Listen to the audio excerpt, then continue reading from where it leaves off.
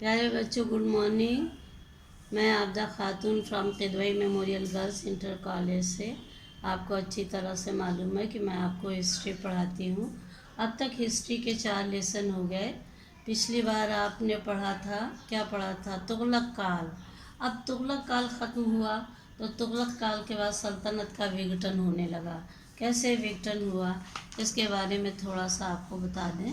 फिरोज तुगलक के उत्तराधिकारी अत्यधिक अयोग्य और शक्तिहीन थे। उनको कोई तौर तरीका नहीं आता था। उन्होंने अपना अधिकांश समय मनोविनोद तथा पारस्परिक संघर्ष में ही लगाया। परिणाम स्वरूप प्रांतीय गवर्नरों ने अपने को स्वतंत्र घोषित किया। सल्तनत का बचा खुचा वैभव दिल्ली में 1398 ईस्वी में यानी 98 ईस्वी में तैमूर के आक्रमण से समाप्त हो गया। 1398 में उत्तर भारत में फिर मध्य एशिया की सेनाओं का आक्रमण हुआ।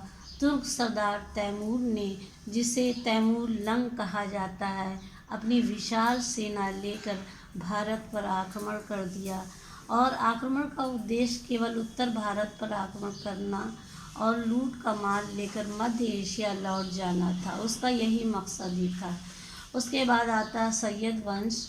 सैयद वंश अंतिम तुगलक काल के बाद नासरुद्दीन महमूद की मृत्यु के बाद खिज़्र खान ने दिल्ली पर अधिकार कर लिया और सैयद वंश की नींव डाली। उसके बाद लोधी वंश आता है, जो 1451 ईस्वी में से लेकर 1528 ईस्वी तक उसने अपनी हुकूमत की। फिर बहलोल लोधी आता है। बहलोल लोधी जो है 1451 से लेकर 1489 यानी 89 ईस्वी में बहलोल लोधी ने सल्तनत को संगठित करने का प्रयत्न किया। उसने जौनपुर पर आक्रमण कर शर्की शासकों को पराजित कर अपने पराधीन कर लिया। अब सबसे इम्पोर्टेंट आपका था सिकंदर लोधी, जो 1489 ईस्वी से 1517 ईस्वी तक। बहलोल लोधी के बाद उसका पुत्र निज़ाम खां सुल्तान फिर सिकंदर शाह नाम से सिंहासन पर बैठा। उसने 1504 ईस्वी में अपनी राजधानी दिल्ली से हटाकर नए नगर में स्थापित किया, जो बाद में आगरा नाम से प्रसिद्ध हुआ। सिकंदर लोधी की साहित्य के प्रति विशेष रुचि थी। उसने राज्य की आर्थिक दशा सुधारने के लिए वस्तुओं का मूल्य नियंत्रित किया और राजस्व बढ़ाने के लिए भूमि नाप के आधार पर भू राजस्व निर्धारित किया। उसके नाप के लिए पैमाना गज़े सिकंदरी चलाया, जो 30 इंच का होता है। उसके बाद आपके बाद आता है इब्राहिम लोधी। इब्राहिम लोधी के बाद उसका पुत्र इब्राहिम लोधी आते हैं। सिकंदर लोधी के बाद उनका पुत्र इब्राहिम लोधी सिंहासन पर बैठा। उसने समय के सुल्तान तथा अफ़गान सरदारों के मध्य संघर्ष प्रारंभ हो गया। अफ़गान सरदार सुल्तान की शक्तिशाली स्थिति से प्रसन्न नहीं थे। उसके बाद जब इस स्थिति से प्रसन्न नहीं थे तो आपस में इन लोगों का झगड़ा शुरू हो गया और शासक की मृत्यु हो जाने के बाद राज परिवार में सत्ता के लिए संघर्ष प्रारंभ हो गया। इस प्रकार के आपसी संघर्ष में आपसी विश्वास की भावना को कम कर दिया गया, जो आगे चलकर सल्तनत के पतन का कारण बनी। अलाउद्दीन खिलजी तथा मोहम्मद बिन तुगलक ने दिल्ली सल्तनत को सुदूर दक्षिण तक पहुंचाया। दिल्ली से अत्यधिक दूरी होने के कारण इन पर नियंत्रण रखना संभव नहीं था। प्यारे बच्चों, ये नन्हा सा लेसन था। आपका लेसन पूरा हो गया है। छोटी सी एक्सरसाइज है जो मैं आपको बता दे रही हूँ।